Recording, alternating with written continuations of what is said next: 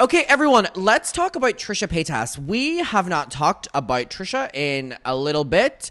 I'm sure a lot of people know already, but Trisha has been announced that she is joining the cast of Beetlejuice on Broadway, which is insane. She will be playing Maxine Dean in November. So obviously this is like a stunt casting, like they do this all the time on Broadway. Good for her. This is like when Colleen Ballinger, like she did Waitress. I don't know which character she was in Waitress, but basically like Broadway productions will sometimes like hire like celebrities or influencers to like join the cast so that it like promotes the show and gets a surge of ticket sales, like stunt casting, right? Now, with Trisha Paytas joining Broadway, this is not the first time she's done Broadway, actually, because she did her own one-woman show Broadway last year. The playbill for that always makes me laugh because it's literally just like Trisha's photo and it's like the cast. But a really big thing for Trisha joining Beetlejuice is if you are someone who has witnessed Trisha Paytas on the internet over the last couple years or even the last decade, you will know that Trisha Paytas is a huge fan of Beetlejuice. Like this woman has, I remember seeing her because I grew up with Trisha Paytas on social media. I remember seeing her go to Beetlejuice like every fucking month on Broadway in cosplay. She's done music videos where she's dressed like Beetlejuice is like she would decorate her home like Beetlejuice. Like if you know anything about Trisha, you know that Beetlejuice is like her show. So this is obviously, I mean, perfect casting for her. This is exactly, you know, what she has always wanted. Now, when this was announced, here's the playbill from her one-woman show, which always makes me laugh. Cast Trisha Paytas. So obviously this became mainstream news. Anytime a Broadway show will do like a stunt casting, it will always kind of go mainstream because people will be giving their opinion. And also sometimes it's like random castings and people will always talk about, right? It's giving Chicago. Anyone know Trina Vega? Chicago. And so anyways, obviously Trisha being announced caused quite the conversation. And a big conversation that happened was that a lot of people were very, very, very, very, very angry at the decision to have Trisha join Beetlejuice, the show.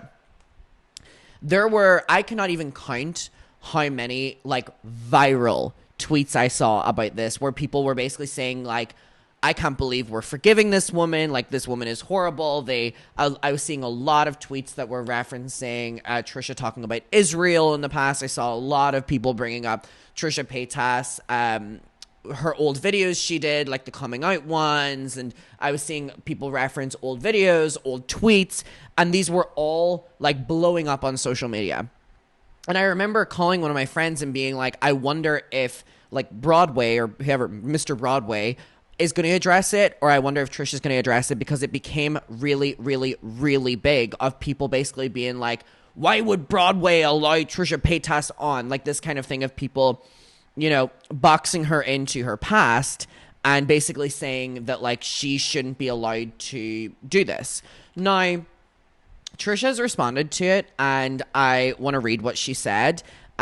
So let's get to it. Now, first and foremost, I do just want to say that like, I think the internet at its core is incredibly hypocritical. I think people are incredibly hypocritical because people will preach when someone is like canceled for something or someone is called out for something that like they're a bad person and they need to change.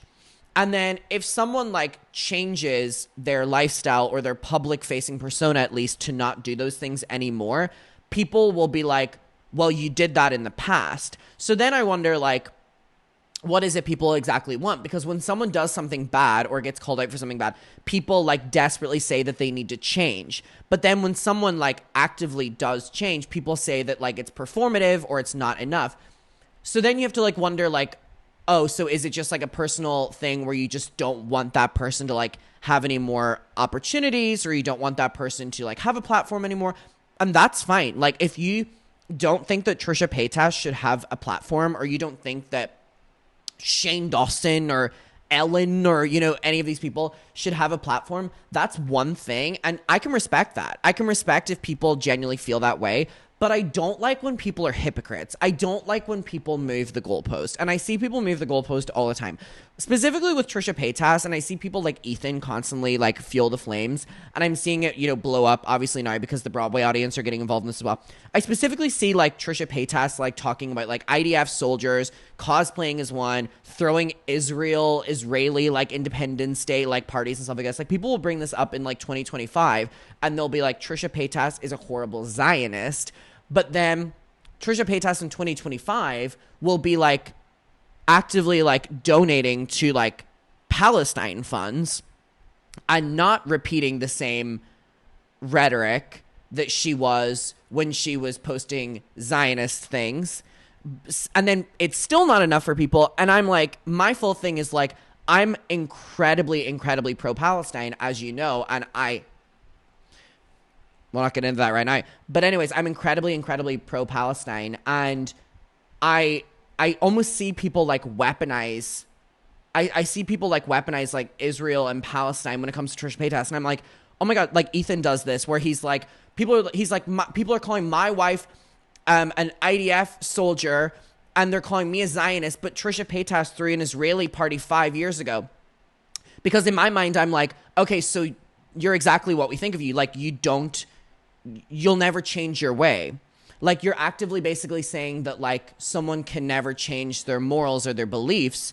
And that's exactly the problem people have with people like Ethan Klein when they are, spreading the Zionist propaganda, which is like, if you die on the hill, you forever die on the hill. And I think that it must be incredibly frustrating for people like Trisha who actively don't say or do the same things that people have a problem with and actually do the complete opposite. And then people will reference the old thing. Because it's like, do we want change or do we not want change? So, I don't know. Do I love Trisha? No. But I think people truly think she's incapable of change when she's constantly showing it. Plus, the way so many people talk about her. The comment ran out. So, let's get to what Trisha said, okay? Trisha Paytas addresses past wrongs, says she's committed to growth and accountability. So, let's get to her post. So, again, the reason for this was because so many TikToks were blowing up of people being like, I can't support Beetlejuice anymore. Like, I can't support Broadway anymore. Like, they'll have the, like, racist, Zionist, like, transphobic, like, literally, like, everything they were calling her. They were like, we cannot stand behind this anymore. Like, we gotta boycott. And it was getting so loud that, again, I was wondering if, like, Mr. Broadway or whatever was gonna, like, address it or Trisha was gonna address it. And I think time and time again, Trisha is acknowledging people's issues with her. And hey, this is not me trying to like lick up to Trisha Paytas here at all, because I'm directly saying things that people who are up Trisha's hole will not say. People who, call or up Trisha's ass, like will never say that the reason people have problems with her is because of the way she glazed Israel and the way that she was, cosplaying as like an IDF soldier and like all these, like, people won't say that. I have no problem saying that. The reason that I'm saying it, though, is to show that she doesn't do those things anymore, and actually she does the opposite. And if people ask for change and someone is actively displaying it and you still have a problem with it, you are moving the goalpost, and I don't believe that you actually care. I don't believe you actually care about the thing at hand. Maybe it's just me. But anyways, she was responding to these... TikToks that were blowing up. She said, "Hi, I appreciate your concerns. And based on the things you've read, I too would be alarmed. I do not negate that I've hurt communities in the past, but you can look up over a dozen charities that I've donated over hundreds of thousands of dollars to in the past 5 years to, as you put it, help absolve some of that. Secondly, it is very unfortunate that misinformation is getting spread around so much it becomes the truth. I never said one thing bad against the G side and Palestinians. Quite the opposite. I have donated and spoken out about this horrific happening multiple times. I have never done any of these faces, etc. That had not never been me. The Yahtzee, as you call it, was from a Broadway musical itself called The Producers, and taken out of context when I performed the song. I will never stop apologizing for my wrongdoings. I can only move forward, be better, and use my voice and money to help all the communities that I deeply care about.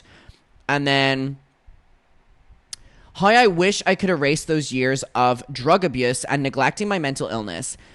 It wasn't healthy for me or anyone around. I was desperate for money and instead things to get out of doing my sex work job. It was wrong, and I've donated every ounce of time and money I could to righting those wrongs. I can only apologize, educate, and do better. If it's not enough, I understand. I just don't love the insinuation that I'm not actively trying to better myself and my knowledge on the world and what's actually on. I appreciate the discussion. I hear it, I see it, and I understand it. Thanks for listening to me as well. Listening to people's valid criticisms has helped me tremendously grow and will continue to be open. Just wanted to clarify the stuff that didn't exist, while also validating the mistakes that you were hurt by. Now, hold on, I just have something else I want to say on this as well. So, I just want to say that, like, having a double standard is really interesting to me because a lot of people will continue to, like, support or allow people who will double down on things that they got called out for or never address to succeed. But people like Trisha, I feel like I constantly see her over and over and over and over and over again, you know, reflecting on or apologizing or acknowledging when people are calling her out for things that she did in the past. And I think that I think that a lot of people, really, specifically the people on TikTok, are performative. I really, really, really do. I really think that a lot of people are performative whenever it comes to, like, calling people like Trisha Paytas out in particular. And again, I think that Trisha Paytas does have things to apologize for. I literally mentioned the things that people have a problem with her anyway. However, if when she's apologizing, donating money, researching, voicing, and you're still referencing the things from the past, you don't actively wish for change from these people. You just continue wanting to talk about the bad things so that you can continue, like, having a problem, calling them out, and making videos and content out of it. That's coming from someone who literally is someone who covers people being called out. I see this so often. People don't want people like Trisha Paytas to change because they run out of things to talk about. That's truly the thing at hand here. And now, again, I knew that someone was going to have to address what was going on because, again, this is really blown up with Trisha going on Broadway and the Broadway fans really being, you know, annoyed by it. And I can understand as well that if a lot of people don't actively consume Trisha's content, then they can, you know, kind of wave off maybe her apologizing or changing her behavior because they don't see it. But I think it's unfair to box people in while actively asking for people to be better, because both of those things cannot exist at the same time. And it really does frustrate me because this isn't just an issue that happens with Trisha. This happens with a lot of people. And I just think that, like, it's almost like an unattainable level to be held to because, yes, you did things that you deserve to be called out for. However, if you've changed your ways, are donating and are educating yourself and don't do those things anymore, is it still fair to say that that person hasn't changed? Because what's the ultimate goal? For said person to just, like, disappear? And if that is the case, like I said at the start of the video, if you just want someone to not have a platform or whatever, that's fine. That's a completely different thing than pretending to care about someone changing. You know what I mean? And a lot of people don't want to just come out and say, I don't think Trisha Paytas should have a platform or be given opportunities. So they'll hide behind she hasn't changed. But I just think from consuming it, that isn't true. I really don't. And I always get frustrated again when people like Ethan will be like, why are people calling us a Zionist? Why are people look at Trisha and Moses? And it's like, you're basically an argument people like Ethan have is like, why are you calling my wife out for being an IDF soldier when Moses was as well because of the mandatory, you know, they have to do it, all that bullshit. And then it's like, that would have been a fair point if Moses was also doing, like, Israeli propaganda on the Just Trish podcast the way Ela and Ethan do on the H3 podcast. Oh, we got to go to Israel. We want to show you the real Israel. You cannot compare Ela Klein in the IDF to Moses in the IDF because one of them continues to talk about the experience in a beautiful, beautiful way and the other doesn't fucking mention it. Like, these people are just fucking hypocrites. These people are fucking hypocrites. They really, really, really are. Hi, Aiden. Trish Craves here. Hi, Aiden. People are hypocrites. They really are. And I think I pick up on it more because, like, we cover it so often. But hey, all these posts are talking about Trisha Paytas being, like, a Zionist and stuff like that. I literally think I just saw Trisha post a screenshot of, like, donating a bunch of money to Palestine, and it was like a receipt from a couple weeks ago or a couple months ago or something like that, where, like, look at this. Trisha posted this. She donated to the medical aid for Palestinians on the 26th of July. So this was in summer, and she never posted about it, and people were saying that she's, like, performative.